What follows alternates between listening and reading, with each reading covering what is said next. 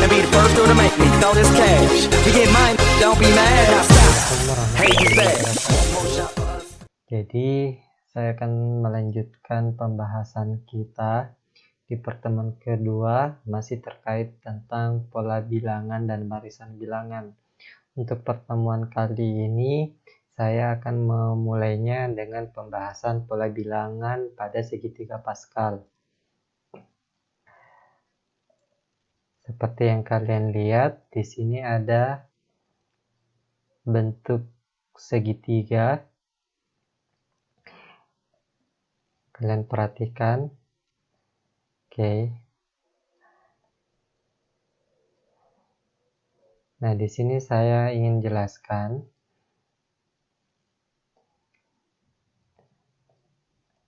dari mana tiba-tiba ada muncul angka 2 ini. Jadi, angka 2 ini diambil dari penjumlahan 1 ditambah 1, kemudian 2 ditaruh di tengah. Habis itu dibuka dengan angka 1, diakhiri lagi angka 1. Begitu selanjutnya. Selanjutnya itu ada angka 3. Angka 3 ini diambil dari penjumlahan 1 tambah 2 sama dengan 3. Kemudian otomatis kita bakalan mencari tahu lagi berapa angka di sini. Yaitu penjumlahan dari, betul sekali, jumlahnya 3, penjumlahan dari 2 tambah 1, 3. Kemudian kita tutup dengan angka 1 dan kemudian kita lanjut pada susunan berikutnya. Di susunan berikutnya kita bakalan cari tahu berapa angka yang berada di sini, kemudian di sini, kemudian di sini. Jadi cara menyusunnya itu ini harus searah. Jadi taruh di tengah-tengah ini, tapi di bawahnya ya. Nah, angka berapa yang ada yang kita taruh di sini itu penjumlahan dari 1 tambah 3. Oke. Berapa? Betul sekali.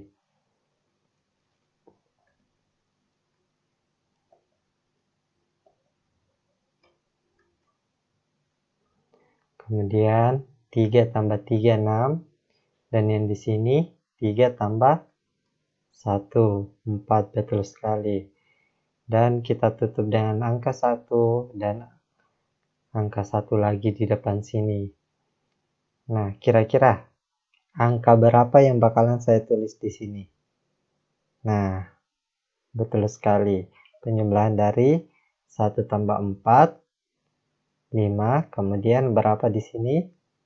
Betul sekali, 10. 4 tambah 6 ya. Nah, di sini berapa? 6 tambah 4. Betul sekali, 10. 4 tambah 1. Oke, betul sekali, 5. Dan diakhiri dengan 1, 1. Sebenarnya untuk pola bilangan segitiga Pascal itu tidak ada penentuan berapa barisannya ya. Ini dikatakan baris pertama, baris kedua, baris ketiga, baris keempat. Sebenarnya tidak ada penentuan barisnya. Jadi tidak ada batasan barisan untuk segitiga Pascal. Semakin banyak kalian membuat segitiga Pascalnya, semakin mudah kalian untuk mengetahui susunannya. Jadi kalian bisa jawab sendiri di sini. Untuk jika kalian ingin melanjutkan baris selanjutnya, kalian bisa mencobanya dengan cara menjumlahkan 1 tambah 5 untuk bagian sini, 5 tambah 10 dan seterusnya. Kemudian apa sih keistimewaan kita belajar pola bilangan segitiga Pascal? Jadi ada beberapa keistimewaan yang bisa kita dapatkan dari pembelajaran pola bilangan segitiga Pascal. Di antaranya ini sudah Pak Wedi bahas waktu di kelas 7 kemarin. Jadi nah, ketika kita ingin menjabarkan suku 2 seperti ini. Jadi A tambah B pangkat N. Misalnya di sini A tambah B pangkat 2. Kita bisa lihat di sini. Jadi di sini adalah A tambah B pangkat 1. Dan di sini dari mana dapat A pangkat 2 ini? Itu diambil dari sini. Oke, diambil dari sini. Jadi kalau misalnya A pangkat 3, artinya rumus yang digunakan pada baris 3 sini. Baris 4 maksud Pak Wedi. Jadi ini termasuk baris ketiga. Ini baris pertama, baris kedua, ini baris ketiga. Jadi barisnya itu, maksud Pak Wedi pangkatnya itu diambil dari ini ya. Diambil dari ini. Jadi untuk pangkat 2, karena kita mengambil ini. Jadi kalau pangkat 3, itu berada pada baris sini. Oke, ini barisnya untuk baris ketiga. Untuk pangkat 3, untuk pangkat 4, dia berada pada baris ini. Oke. Nah, apa sih fungsinya 1, 2, 1, 1, 3, 3, 1, 1, 4, 6, 4, 1, dan seterusnya. Itu yang tadi Pak Wedi bilang untuk menjabarkan dua suku ini. Misalnya kalian bisa lihat contoh di bawah ini. Jadi A tambah B pangkat 2. Jadi satu ini adalah koefisien, kemudian kita taruh variabelnya ya. Ini A pangkat 2 karena dia pangkat 2. Jadi dimulai dengan A pangkat 2. Ditambah kita ambil di ini koefisiennya 2AB. A-nya berkurang 1, kemudian B-nya muncul 1. Jadi 2AB atau 2A pangkat 1, B pangkat 1. Jadi semakin ke sini A-nya semakin hilang. Sedangkan semakin ke sini B akan muncul satu per satu. Dan yang terakhir 1B pangkat 2. Betul sekali. Begitu pula dengan ini A tambah B pangkat 3. Kita ambil pada baris ini ya. Karena dia berada pada angka 3-nya berada pada baris 4. Ini baris 4. Jadi seperti ini. 1 A pangkat 3. Oke, A pangkat 3 ditambah 3. Oke, 3 A pangkat 2. Jadi ini yang tadi Pak Wedi bilang, dikurangi 1, A-nya, B-nya muncul. Kemudian ditambah lagi 3. Oke, A 2 kurang 1, sisa 1, B-nya ditambah 1. 1 tambah 1, 2. Kemudian terakhir 1, hanya habis ya, karena 1 kurang 1 kan 0 atau habis. Kemudian B-nya ditambah 2 tambah 1, 3. Jadi seperti itu. Makanya 1A pangkat 3 ditambah 3A pangkat 2B ditambah 3AB pangkat 2 ditambah 1B pangkat 3. Nah, itu untuk penjumlahan. Bagaimana kalau operasinya pengurangan? Kalian bisa lihat di sini contohnya. Itu sama menggunakan pola bilangan segitiga Pascal yang membedakan antara penjumlahan sama pengurangan, dia itu diselang-seling. Oke. Jadi di sini positif, kemudian negatif, kemudian positif, habis. Kemudian di sini ya.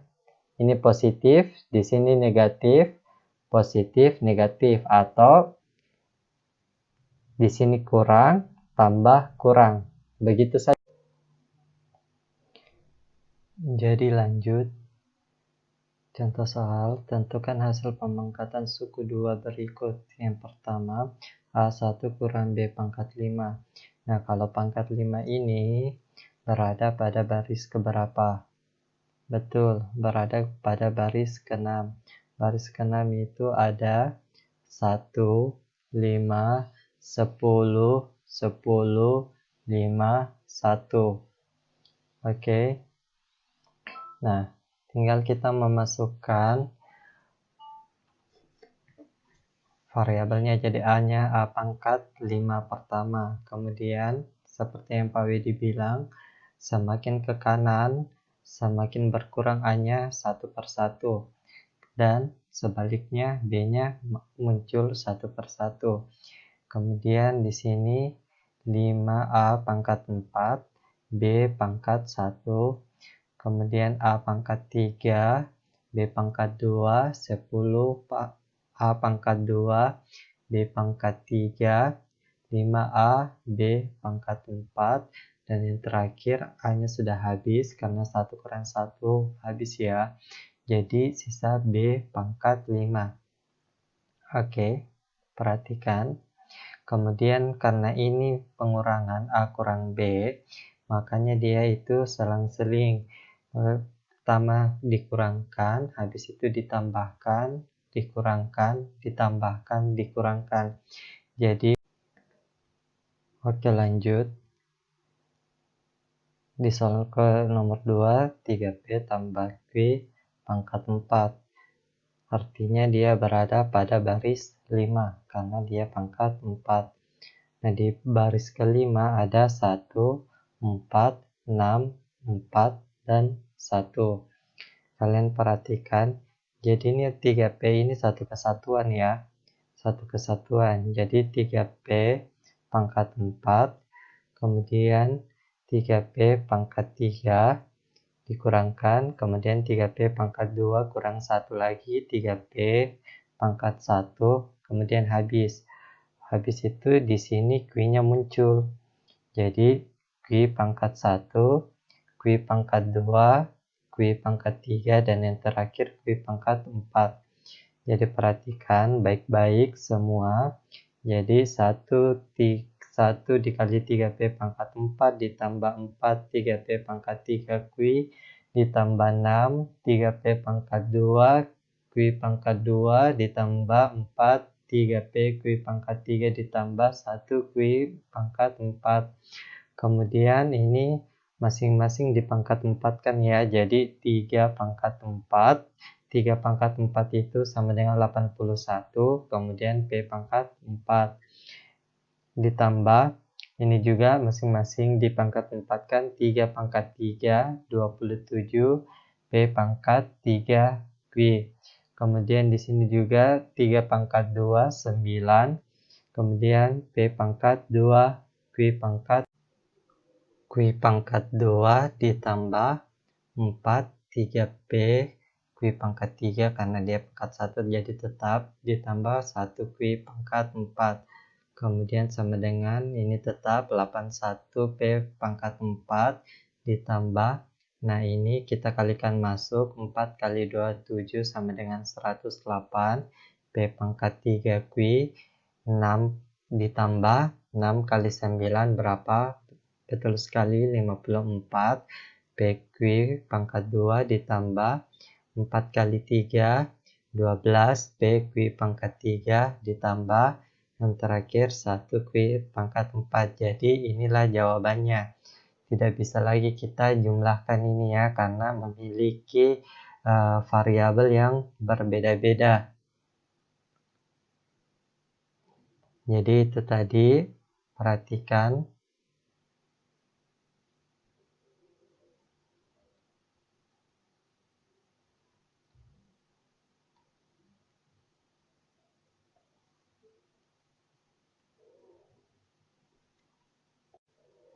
Jadi kita lanjut ya. Barisan bilangan. Barisan bilangan ada beberapa. Yang pertama barisan aritmatika, ada barisan geometri, dan barisan bilangan bertingkat. Pertama yang kita bahas barisan aritmatika. Apa itu? Barisan aritmatika adalah barisan bilangan yang mempunyai beda yang selalu sama atau tetap dengan rumus UN kurang UN N kurang 1. Misal 6, 9, 12, 15, 18. Artinya suku pertamanya 6, suku keduanya 9, suku ketiganya 12, suku keempatnya 15, dan suku kelimanya 18.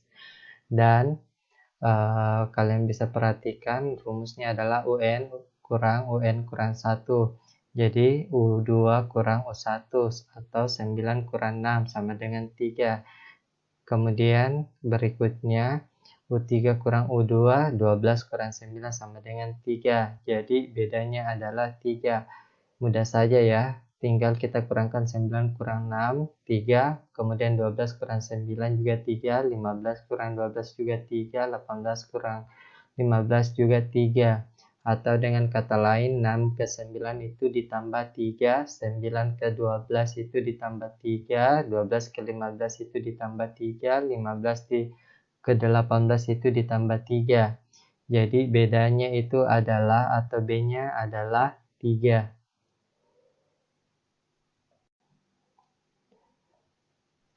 Oke, kita lanjut barisan geometri. Barisan geometri adalah barisan yang mempunyai rasio atau perbandingan yang selalu sama atau tetap dengan rumus UN dibagi UN N kurang 1. Jadi kalau barisan aritmatika dia UN-nya dikurang, kalau di barisan geometri UN itu dibagi karena rasio atau perbandingan dibagi. Misal 6, 12, 24, 48, 96. Misalnya kita memilih suku kedua kan U2 dibagi U1. Jadi 12 bagi 6 sama dengan 2. Kemudian U3 kita memilih di suku ketiga. Artinya dia bakalan dibagi dengan suku kedua atau 24 dibagi 12. Didapat rasionya adalah 2. Jadi rasionya ini tetap ya. Ingat rasionya tetap akan menghasilkan 2 terus. Jadi di sini kalian bisa lihat perhatikan 12 bagi 6 2, 24 bagi 12 2, 48 bagi 2 24, 96 bagi 2. Atau kalau kalian ingin menggunakan secara untuk mengetahui berapa lagi, ini tinggal kita kalikan karena 6 ke 12 kan kali 2. Jadi dikalikan 6 kali 2 12. Jadi di sini 9 kali 2 berapa? 96 kali 2 berapa? Untuk mengetahui suku selanjutnya di sini. Karena bedanya adalah 2. Lanjut barisan bilangan bertingkat. Oke, adalah barisan yang memiliki beda di tingkat pertama tidak sama, namun beda pada tingkat kedua sama. Jadi beda pada tingkat pertama itu sama, namun beda pada tingkat kedua itu sama. Misalnya, perhatikan contoh 1, 6, 15, 28. 1 ke 6 itu ditambah 5, 6 ke 15 ditambah 9, 15 ke 28 itu ditambah 13. Oke, memiliki beda antar suku yang tidak sama. Akan tetapi kalau kita perhatikan 5 ke 9 itu memiliki beda yang sama, yaitu ditambah 4. 5 ke 9 sama 4, 9 ke 13 itu 4. Jadi kalian bisa untuk mengetahui berapa angka selanjutnya setelah 28, kita cari tahu dulu. Tambahkan ini 13 tambah 4. 13 tambah 4 itu berapa? 17. Kemudian tambahkan lagi 17 tambah 28. Itulah bilangan selanjutnya di 28. Karena untuk mencari tahu nilai berikutnya setelah 28, kita harus tahu dulu beda di tingkat pertama. Itulah perbedaan dari beberapa barisan-barisan pada barisan bilangan. Oke, latihan soal. Coba kalian kerjakan. Di antara barisan bilangan berikut, manakah barisan aritmatika, barisan geometri, dan barisan bertingkat? Jelaskan. Jadi di sini ada beberapa soal.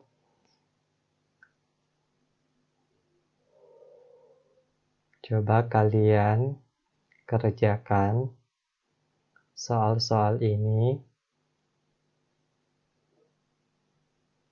Jadi kalian harus menunjukkan yang mana barisan aritmatika, barisan geometri, dan barisan bertingkat. Kemudian harus ada penjelasannya ya.